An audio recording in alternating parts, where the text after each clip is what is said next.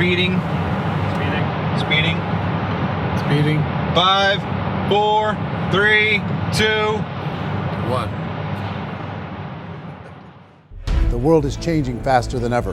What used to take decades is now taking years or even months. What you see right now is the illusion that people have had for many decades about the workplace being this secure place to work the rest of your life. For the first time in the history of our nation, our children will not do as well as us. We've seen our friends get laid off. We've been laid off. We've had our pay cut. People are overworked and underpaid. They seem to have less time and less freedom. They live under constant pressure. This is going to be forced. And so even if your employer loves you, they may have to cut you. There's something wrong that on Monday morning, the heart attack rate increases by 35%. Technology is accelerating, job security is declining. It just doesn't seem like the old models of making a living are as reliable as they used to be. Every aspect of our lives, there's a better way out there, but we're still doing it the old way. We live in the greatest country on the planet, and there are a lot of people sitting around complaining and being cynical. Like everyone's whining about this old model, and I'm like, why don't you leave it? Look at all this over here. Look at all this opportunity. Since so much of our lives revolve around our work and the way we make our living, many people are thinking there just has to be a better way. The biggest challenge facing our world today is not making money, is what are we going to do with all the displaced, unemployed people? People are afraid that they're going to make the wrong decision. People are afraid of the unknown. People are afraid that maybe I don't have the skills. Hey, sports fans. Industrial age is over. It's dead. It's dying. That's why going to school to get a job is an obsolete idea. A steady paycheck is an industrial age idea.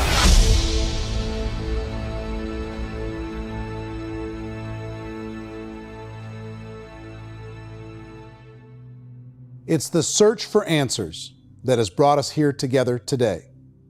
My name is Eric Worre, and for almost 30 years I've been an entrepreneur, struggling at times, but ultimately succeeding. As a best-selling author, speaker, and business owner, I've spent my entire career helping millions of people around the world to become entrepreneurs. And I believe strongly that there is, in fact, a better way when it comes to how we make a living.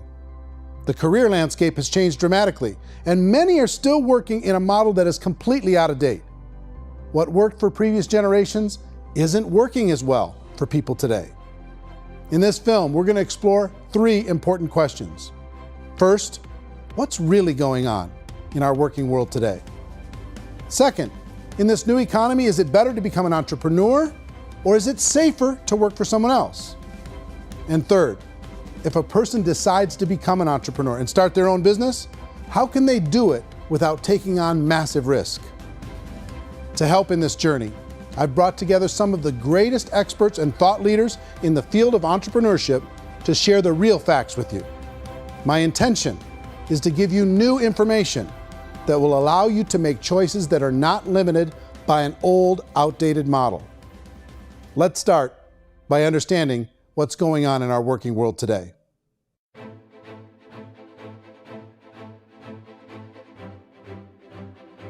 Let's look at unemployment. 30–40% of the people are honestly not working, but would be working. What our government does is if you haven't found a job in 6 months, we don't call you unemployed. We pretend you dropped out of the labor force. I've often said that unemployment, particularly structural unemployment, that's unemployment due to technological changes, is the first sign of economic growth. Think of it, 10 people live on an island. They go out every day and fish. One day, new technology shows up. A missionary brings them a net. Now, using the net, one pilots the boat, one throws the net. 2 fishermen can do all the work 10 used to. That's a 500% increase in productivity, 2 doing the work of 10, in one day. You don't have to learn a lot to learn how to throw a net instead of throw a fishing line. The island's got a big problem, 80% unemployment. But the island still has all the wealth of the fish because the 2 people produce as much fish as 10 did. Now, of course, looking back in history, these changes used to take thousands of years. And during that time, we went into farming and transportation. Some of us became doctors and some teachers and lawyers, and we developed all these new professions and new manufacturing jobs. Today, these changes are occurring literally in one day when a new technological advance occurs, and we don't have the social structures to deal with it or to retrain the unemployed people. So one of the things that I think is interesting as I travel across the country and really travel around the world is the way that we work and the way we get paid for work is changing pretty dramatically. On a global basis, everything is being turned upside down because of the rapidly advancing technologies. They are eliminating many jobs, and we have been left with many people not prepared for the jobs that exist. A lot of demand in public companies was to squeeze out all the fat and to get just as much margin as we possibly could, and fat equals humans. So this idea of job security and information age is so obsolete, but it's still taught inside our school system, and that's where the problem starts. There's no financial education in the school system, and people are still trained to be employees to work for that paycheck. This is a chart on the middle class. What's happening in the middle class, those that went to school, their incomes have been coming down for years. And parents still say to their kids, go to school, get a job. Now what happens to all those middle class people who are dropping off the ends of the chart? Well, they become what's called working poor. And this is what happens to working poor. But they say poverty is ending. Well, poverty may be ending, but working poverty is going up. And this is food stamp usage. So food stamp usage in America is going through the roof right now, because people cannot earn what they call a living wage. Most people have experienced financial pressures that I think are probably greater than they have been in the past. If you're not working for yourself, then it's going to be a pretty hard road for a lot of people. Today, if you're going to control your future, the 40-40 plan is gone, where you can graduate from college and get a job and work for 40 hours a week for 40 years. That day is gone. So some of these charts actually tell you what's going on. And this is a really interesting one. You know, people are going back to school because if I go back to school, I'll get a nice job. But this is what's happening to, it's called Sallie Mae, which is the student loan guys. Student loan is going through the roof. It's now over $1 trillion, and student loan debt is worse than credit card debt. So when people stopped using credit card, the government got people into student loan debt. And the problem with student loan debt is you can never be forgiven. See, with credit card debt, you can declare bankruptcy and all's forgiven. But student loan debt, you can declare bankruptcy, you still owe it. It's the worst of all debt. But this is the next picture. Look at this chart here. This is what's happening to wages of college graduates. It's going down. So you go to college, you rack up all this debt, but you earn less money. Now, that's not that intelligent. Average person who's been working a lifetime in America today is ending their lifetime at 65 with about $41,000 in assets. They earned just enough to survive. I think in the United States we have something like 17 trillion in debt. That's just the federal government debt. We got another 2 in municipal and in other, let's call it almost 20 trillion government. We've got 40 trillion in private debt. That comes up to close to 60 trillion. When you then add something we never had before, what you were talking about, when we look at the unfunded portion of Social Security and primarily Medicare, Medicaid, that at the most conservative estimates from outside firms, Kleiner Perkins, 67 trillion and growing. That's more than all our other debt. There's less conservative estimates that say it's 84 trillion or higher. I added up conservatively $127 trillion in total debt. Debt is a financial drug. When you take it to excess, it's like taking a drug. Yeah, it makes you feel better, it enhances your performance, but at a huge cost, eventually it kills you. And so that's what happens. We keep doing more and more debt, and you get less and less results, just like a drug, until the debt gets so high that it crushes the whole system. That's where we're at, 8.2 times GDP. You know who I feel sorry for? I feel sorry for the person who dreads going to work, who is sick to their stomach on Monday morning, who hates their alarm clock, who gets a little glimmer of hope on a Wednesday because it's hump day and says, thank God it's Friday.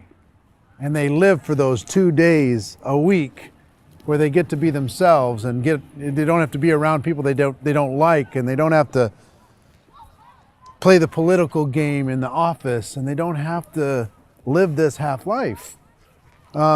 The person that works 50 weeks a year just to be able to have the 2 weeks for vacation. And you know what happens to most of them nowadays? They don't have a vacation. They have a staycation. They have time off of work, but they don't get to go where they want to go because they're overextended. They've got all this debt. They got all this situation. They hate their alarm clock. They can't sleep until they're done. They have to spend most of their life in traffic.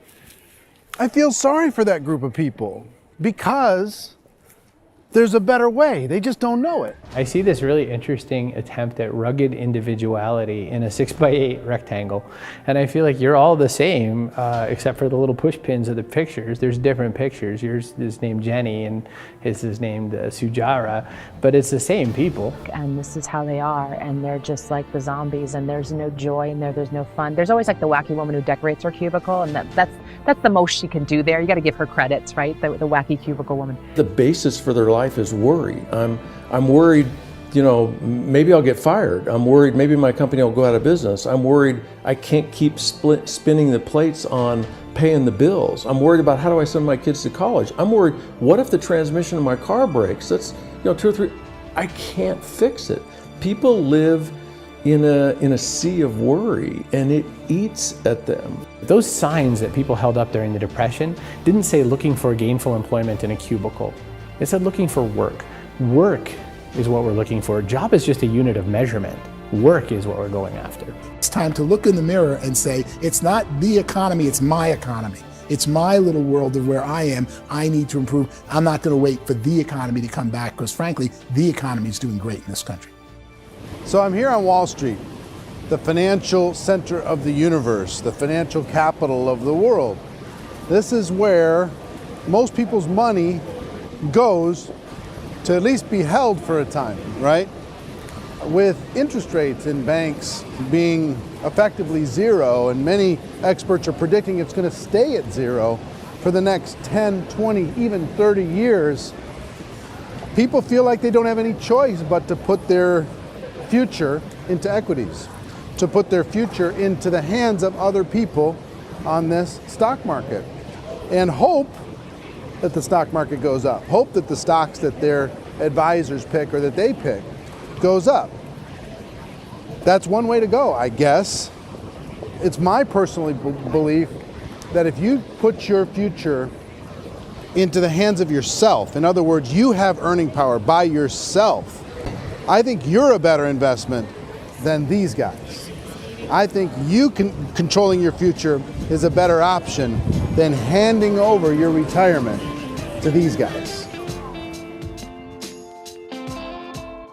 The average household income in the United States is approximately $50,000 a year, what they call the middle class. To reach the top 25% of income earners, you'd need to earn at least $90,000 a year.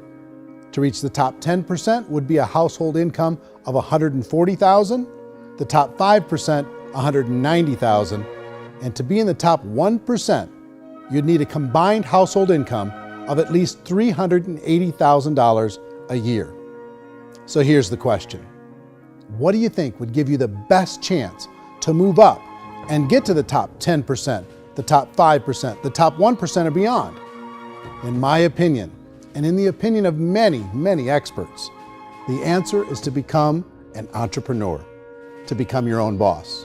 I think you have to be a business owner. I can't, the only time I ever say to someone it'd be great to be an employee is when they've already told me they've surrendered. I only tell people who are wounded spiritually that they should be an employee. And it's that feeling that you get when you pick up the backpack off the little Cub Scout and say, "Don't worry, little guy, we'll get you back to the camp." You know, it is in no way a kindness when I tell someone they'd be a great employee. The other status symbol really increasingly is lifestyle. I mean, people can own their own business, maybe even work out of their house. That, I tell you, people admire that, like, gosh, I wish I could do that. The spirit of the entrepreneur is to be a risk taker and to be resourceful and unstoppable and to have a vision of yourself beyond where you are and not willing to settle for life as it is. You think about the great entrepreneurs, they're visionary, they have heart, they're willing to do today what others won't so they can do tomorrow what others can't. Personally, I don't think of the new economy, the old economy. I create my own economy. The entrepreneur's in control. I decide what the economy is going to be like. In the world of entrepreneurship, there are no limits. You can make as much as you want. depending on how much you want to work and how smart you are and how great a team you put together. There's no more lifetime rewarding business than being an entrepreneur. Why in America, where anyone could be anything, would people want to give up their freedom and become effectively a modern-day slave, told shut up and be here every morning at 7:30, leave at 5:30, and do what I tell you? If people decide to become an entrepreneur and work for themselves, they have some traditional options, but they're riskier than you might think. Any kind of a retail business, retail build-outs, is extremely expensive. Even just these small little yogurt stores where they're putting little yogurt machines and you get all the different flavors, you're spending $200,000, $300,000, $400,000 to open a yogurt shop. I would love to buy a Dunkin' Donuts, but it's $500,000 or so to start. I don't quite have that just in case money. Risking lose it all, and most guys do 2 or 3 times, and even big guys like Branson, because I'm such a fan of his, half his companies don't work. If you make $1 million, your problems are gonna go. If you make $1 billion, your problem's really gonna go. Just the opposite. You and I know when you're making $1 million, you got $1 million responsibilities. You make $1 billion, you got 1,000 times $1 million responsibilities. And most people say, I'd love to be my own boss. 70% of Americans would love to be their own boss, according to recent polls. But they don't know how to get there. Because what are you gonna do? One, you could buy an existing business. If somebody's selling an existing business, you have to ask why. Usually because it's probably hard. It's probably not making as much money as they hope. 2, they could buy a franchise, a little less risk, proven system, but it's expensive to be able to do that. 3, they could start something from scratch. And that's where a lot of people feel like, I don't have the chops to do it. I don't have the money, I don't have the product idea, I don't have the expertise, I don't have whatever it's gonna take to be able to get there, and I can't risk my family to do it. So, 4th, they could become an investor. A lot of people in this town invest to try and figure out a way, but you got to be pretty smart with that game too, right? Venture capitalists, who are the very best and most sophisticated in investing in new breakthrough businesses, make it on 1 out of 11. That means 10 out of 11 are mediocre or fail. Most of them fail. That's the risk there. An angel investor is lucky to get 1 out of 15 or 20. A business is a team sport. Like, I have to have accountants, I have to have engineers, I have to have system designers, I have to have sales, marketing, I have to have accounting, I have to have mission statements, I have to have legal and all that. The average Joe Schmo, even me, I go out there, I don't have the skills to put a business together. I think the bottom line for the 4 traditional options is they take money, sometimes a lot of it. They take expertise, and they take time. All of that adds up to just too much risk for most people. I bought a business from somebody else and it was a lot of work. And you start wondering, what did I just buy? Because I guess ultimately I own your email list and I just overpaid for it. People that start their own business, they spend a lot of money, they spend a lot of time, a lot of effort to get things started. And the more you invest on the upfront, the harder you typically work at it. Well, I can tell you what the success rate is of a restaurant. What is it? They're crazy enough. About 90% of them fail. About 90%, in how quickly? Year less. Wow. And if we're talking non-franchise, we're talking franchise, Sure. That's totally different. Yeah. But our students aren't getting franchise restaurants. You gotta invest the big money. Exactly. And with someone like McDonald's, you've had to work with the company for a long period of time, really know the To even have a business. chance at investing $1 million. Have a chance, and it's a slim chance. What if there was a way that you had all the proven aspects, the comfort aspects, and you could still control your own life? What if there was both? In other words, you didn't have to create everything from scratch. You didn't have to be a super leader. All you had to do, what if there was a proven product already? You didn't have to create the product. And there's a proven system already, proven training already.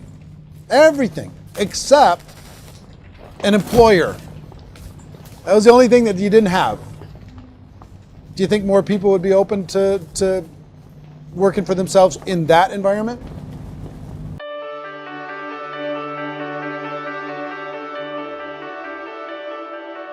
In our search for a better way to make a living, we've come to the conclusion that becoming an entrepreneur is actually safer than being an employee.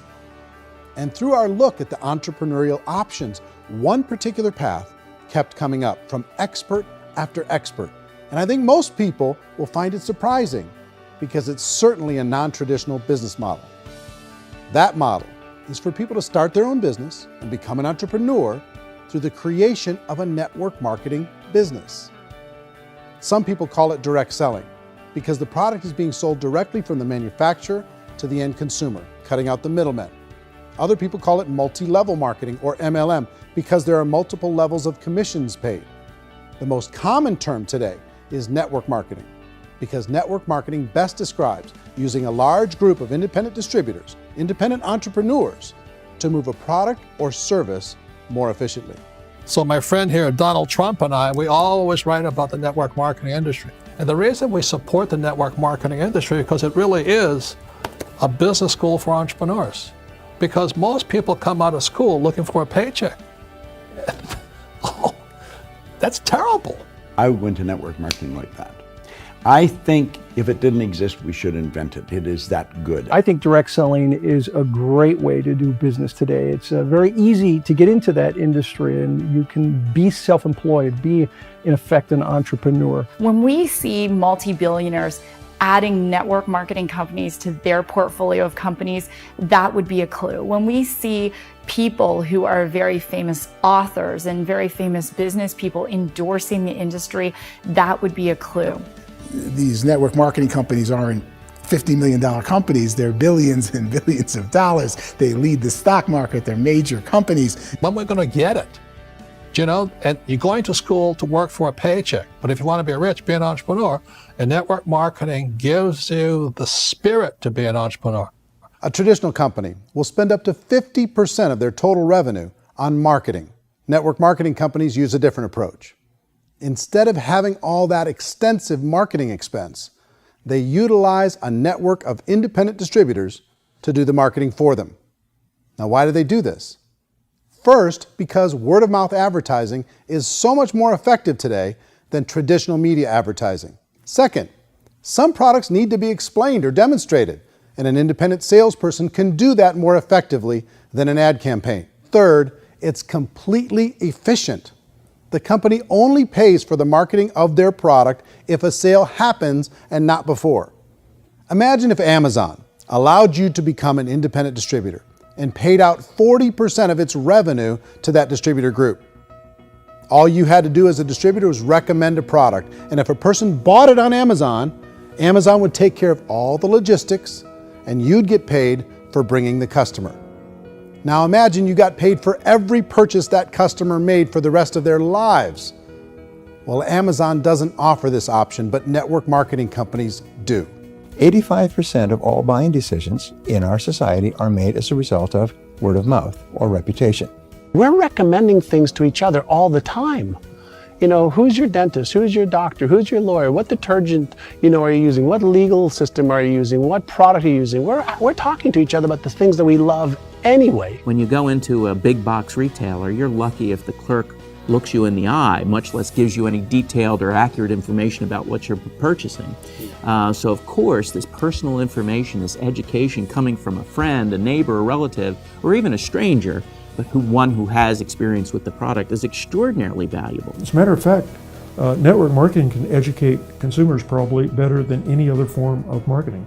It certainly can do better than advertising, because advertising usually has a certain hype to it and you can only get limited information.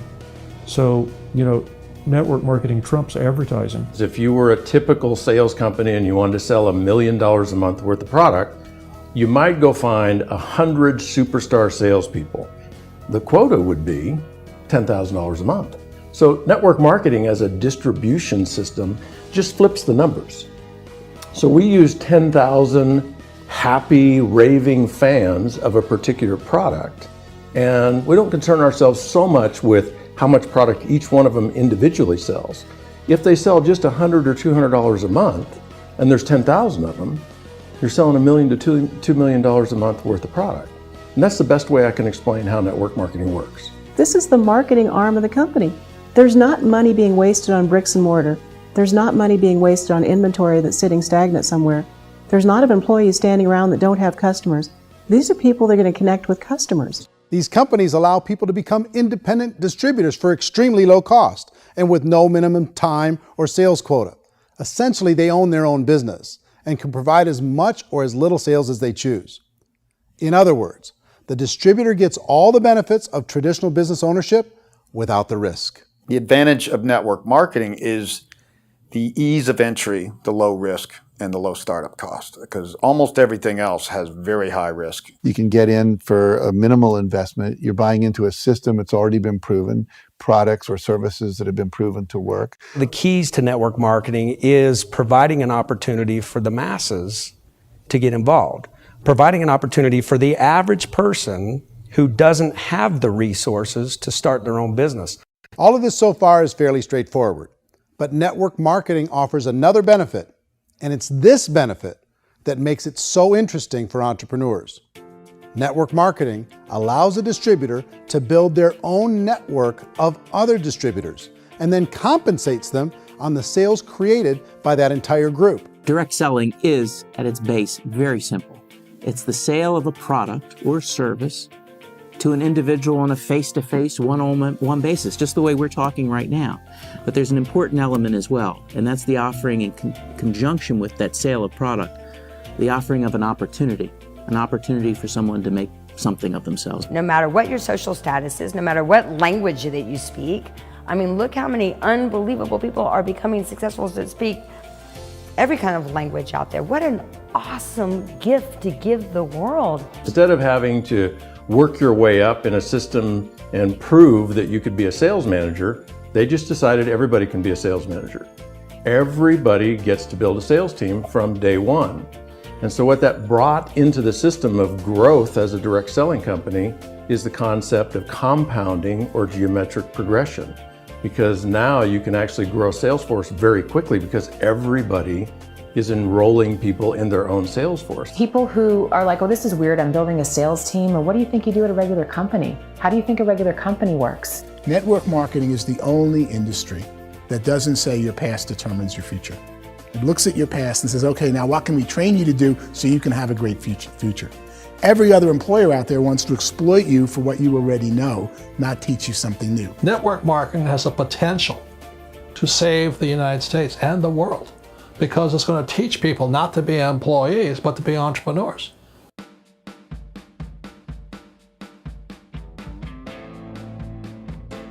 According to the Direct Selling Association, if you add up all the network marketing companies around the world, they combine to do over $178 billion a year in retail sales.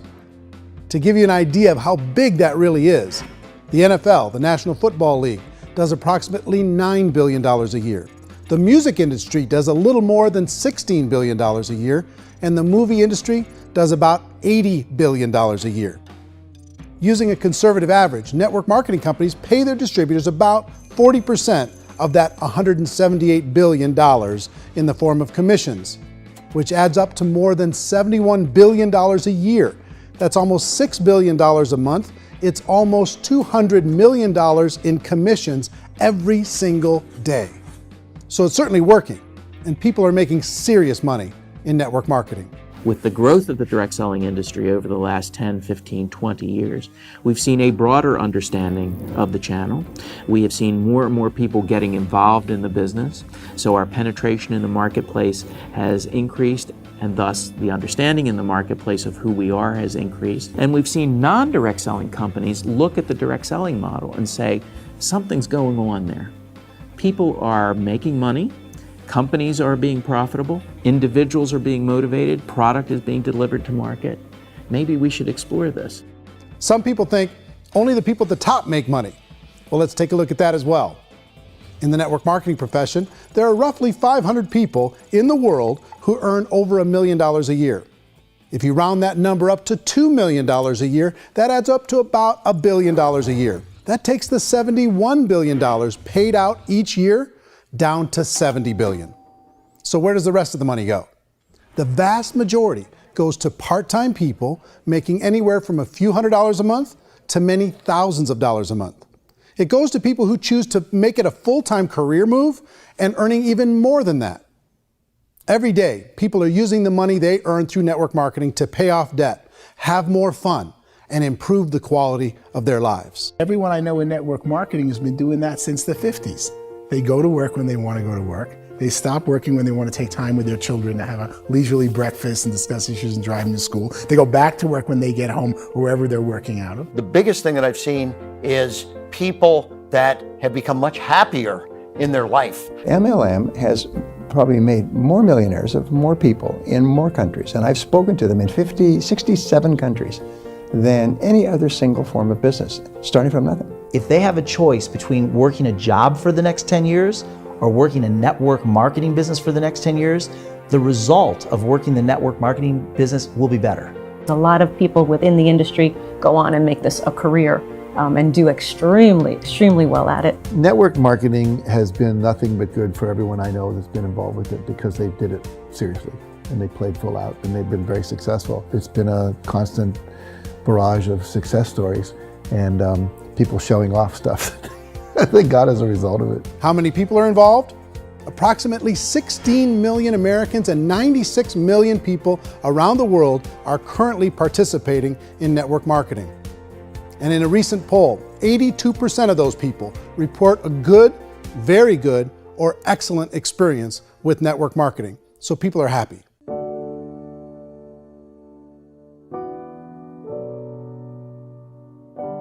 So I've taken a look at the network marketing profession and really tried to understand why so many people are confused as to the validity of this as a business. One is this pyramid shape. People get really messed up with this pyramid. Oh, it's one of those pyramid things. So I just think there are a lot of haters out there who really don't understand the industry and say, oh, it's a get-rich-quick scheme. It's a pyramid. Well, corporate America is a pyramid scheme. You know what I mean? It goes like this. You have thousands of MBAs, let's say working for Ford or General Motors or Coca-Cola. If all these MBAs, they're all trying to get to here, that's a pyramid. Only one guy's going to make it. Every 10 years, one's going to make it. Whereas you look at network marketing, it's like this. So you're here, and your job is to develop other CEOs coming up behind you. So it's an inverse pyramid. In network marketing, it's a very simple concept. If you sell product, you get paid. It is paid based on production. There is no first mover's advantage. There is no investment component where the more somebody spends, the more they're entitled to make. So the two are polar opposites of each other. Doesn't matter what shape the company is or the compensation plan is shaped, whether it's a circle or a pyramid or a triangle or a trapezoid, it doesn't matter. If compensation is coming primarily from recruitment, then you've got a problem. On the other hand, if an operation is basing their compensation to participants on the basis of sales, even when those sales are generated by people you've recruited, well, then you're a perfectly legitimate enterprise. That's the legal test, it's the practical test. Another issue that's been true in the past that is no longer true now is people used to be in network marketing loaded up with products that they couldn't sell and they ended up a loser. They ended up with a bunch of product in their garage, they ended up with a bunch of products sitting in their kitchen shelves or whatever, and they thought they could sell it and then they weren't willing to or able to sell it and they ended up with a bunch of stuff and they were bitter about it. There was this thing called front loading where you had to buy if you bought $25,000 worth of product, you got better commissions and all this. Today, it's almost all done by computer. It's direct mail, comes from a warehouse somewhere else. You don't have to have all this inventory. You don't have to stock up. It's a paperless world now. Most of it's done online. You have a back office. It really works. And the technology has changed everything. Third issue is people start talking about 99% of people in network marketing don't make any money. Well, we've talked about that over the course of this journey together. Almost $200 million a day is being paid out to network marketing distributors around the world. The naysayers, the people who say that it doesn't work, are usually the ones who just don't know how to make it work for themselves. And so they're giving you an opinion, and I tell people, don't confuse people's opinions with expertise, because opinions are free. And don't confuse sincerity with the truth, because people can be sincerely wrong. But here's the reality inside of network marketing. The vast majority of people that get involved in network marketing just become customers, and they get involved to be able to purchase product at a lower price. If you take Costco as an example, if a person goes into Costco and gets a membership to Costco so they can get a lower price on the product, we don't call that person a loser because they have a bunch of product that they walked out with with a smile on their face.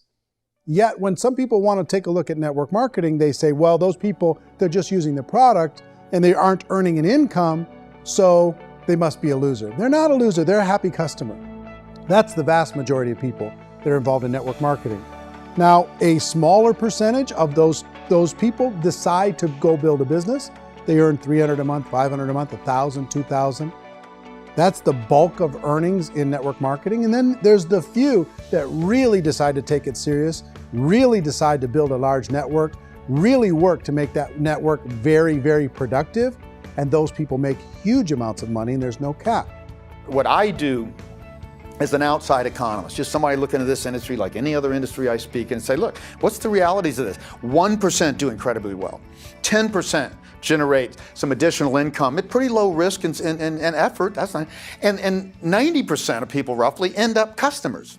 One thing that I think is real when it comes to people's perceptions about network marketing is people put this, and distributors, I think, involved in network marketing have some responsibility for this.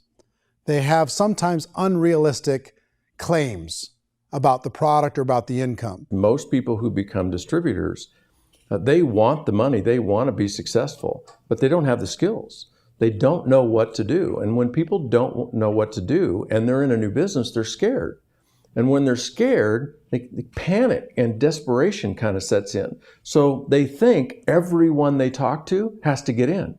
So if I talk to you and you say, well, no, I don't have time to do that, they're like, no, I need you. You have to do this or I won't be successful. So I start clawing on you. I start that desperation. So then I start making claims about the product, which are not appropriate, probably not even true. Or I start saying, oh, let me show you how you can make all this money and you don't have to do anything, Eric.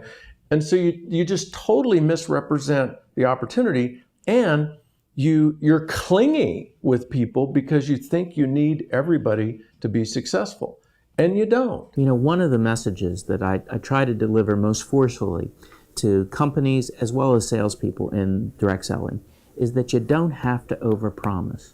The reality is in network marketing, there's a lot of hard work involved. There's a lot of effort. You're going to have to develop yourself. It's a business like anything else. It's going to take some time, but in my opinion, it's better.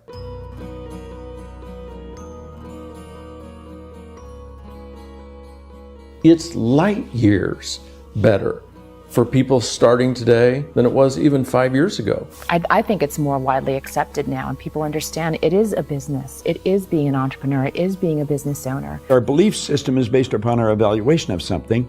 And frequently, if we reevaluate a situation, our belief about that situation will change. The industry has changed and it's grown up. It's totally transformed. You've got young people today that have grown up with social media, and they understand networks. They understand how people are connected through technology, and they understand how money flows through those networks.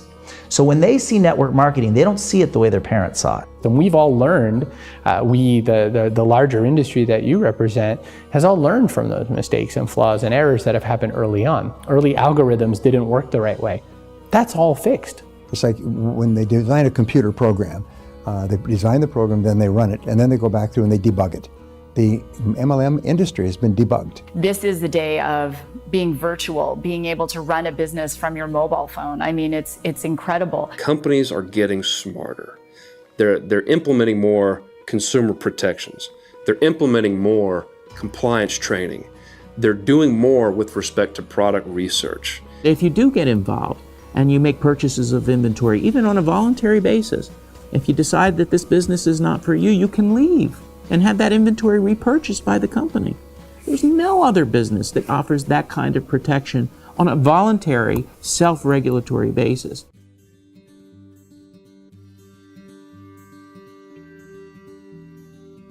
If you decide to look further into a network marketing business in order to generate more cash flow for your family, I would recommend reviewing the following 4 elements.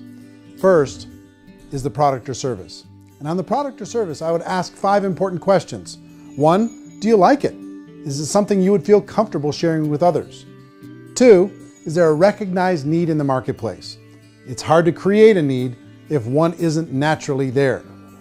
3rd, does the product meet that need? Does it solve a legitimate problem for consumers?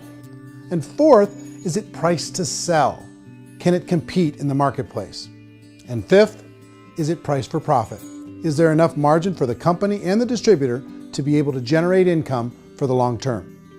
If you can answer the questions on the product to your satisfaction, the next element to consider is the company itself. Is it well run? Do you believe in the founders or the management team? Do you feel they have what it takes to go all the way? See, it doesn't matter how good the product is if the management can't take care of the company. Good management can change with the times. They can handle adversity. They can make good decisions. Make sure you choose a company that can serve you for a long time. The third element to consider is the compensation plan. And with that, there are 3 important things to look at. First, a brand new person needs to be able to generate some money fairly quickly. It may be an obvious reason, but you can probably imagine the ripple effect of a distributor getting involved and having even a small victory fast. That can only help with the overall success of the organization. Second, a person should be able to develop a moderate part-time income in a reasonable period of time. As they develop their network and as their sales grow, they should be able to enjoy more benefits. And third, for the people who are really serious, for those who decide to really go pro in the network marketing profession, there should be the possibility to make a serious full-time income if they work hard and are committed to developing their skills. If you're comfortable with the product, the company, and the compensation plan, the last thing you should look at is the support that will be made available to you. Does the company have a website? Does it have a solid online reporting tool? Do they have comprehensive training available? Do they host events to help you build your business? If you decide to do this, what kind of a support system can you plug into? Choosing a network marketing company is a personal decision. But evaluating the 4 elements of product, company, compensation plan, and support is a great place to start. Is the company promising that you're going to get rich quick or that you can make a lot of money without a lot of effort? That's a red flag. Is there a product that you really believe in that you think can be sold? Or are you being told by salespeople or the person who's trying to recruit you or by the company itself that don't worry about the product, all you have to do is recruit other people into the business? Red flag, warning sign. If you're hearing that, take a second or even a third look. Get to know the customers, the products, the business, have some success, and see where the opportunities might take you to move up in the organization. You want to find out how concerned are they about my education, my training, and my development? Is there a space for me to grow? Most important question.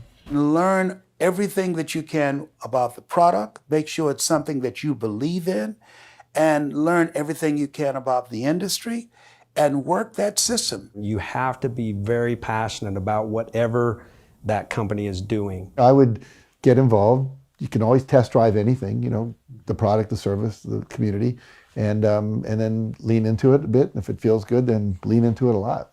Behind me is the Lincoln Memorial. And this is a place where Martin Luther King Jr. had his famous "I Have a Dream" speech. And at that speech, he talked about his dream for equality for everyone around the world, and that's a noble dream. But I think more people need to remember what it was like when they were kids and the dream was still alive in them. Before it got beaten out of them by reality, by this paycheck, by these responsibilities, and by having to live for this job to pay the bills. I think people need to remember that, go back to that. Once they know that there's a better way, I think their future is going to be much brighter. They can live a better life.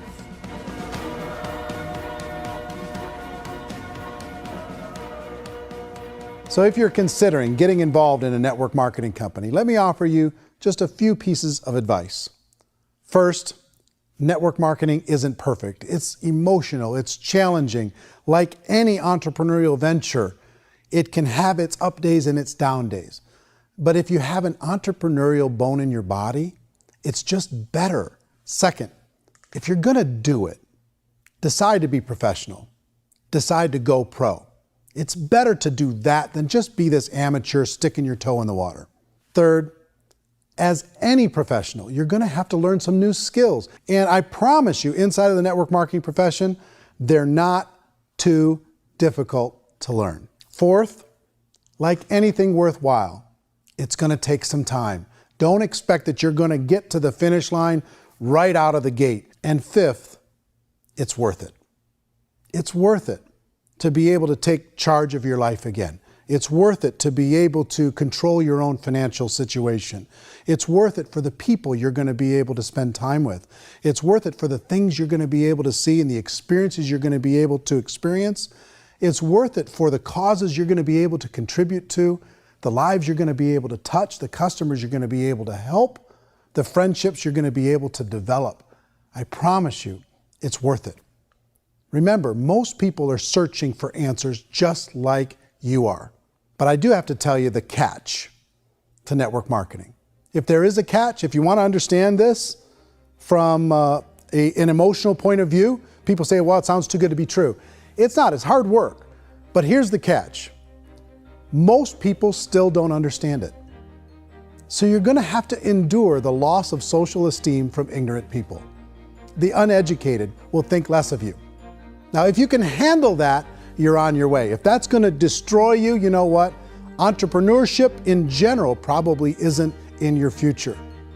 If you can face that catch, you can become unstoppable. I want everyone to really contemplate this if they're not in network marketing. You're in a job, you probably have a mortgage, you have rent, you have debt, whatever's going on. You're in a prison. You work just hard enough to keep them from firing you, and they pay you just enough to keep you from quitting. Come on! I've been there, done that, and bought that t-shirt. In network marketing, if you run into failure, it's really just a homework lesson for yourself. There's no one to blame. You really have no excuse not to be successful. You just don't. People don't want to hear that, but there's so much available to you. If you want to be a good network marketer, be a student to the people above you, be a fellow traveler to the people on the same level, and be a teacher to those below, and know when it's appropriate to do which. People who are not afraid of asking people to buy things, or not afraid of persuading people with the chance they may say no, these people own the future. Nothing happens until something moves. So you got to go move, you got to go do something, or nothing's going to change in your life. In the beginning, you're going to do a lot of things that you don't get paid for. But as you go down the road, you get paid for a lot of things that you don't do. And your job is rehabilitate the spirit, the entrepreneur spirit in all of us. You get it back. Either give it a strong yes or a strong no, but no wishy-washy, dilly-dally stuff in the middle. There's dreams and there are nightmares, but I believe that the biggest nightmare of all is when you don't pursue your dream. You're going to see some monumental growth in this profession. It's an exciting, exciting time to be involved with the network marketing profession. The next 10 years, I see just exponential growth. When that tipping point comes, it's not a matter of asking somebody, have you ever heard about network marketing? You're really asking them, which company are you building your wealth in? We are here to fix the world, to improve relationships with other people, to improve other lives. And the real reward comes as an entrepreneur in any level from teaching somebody something and watching them soar. There is no greater reward.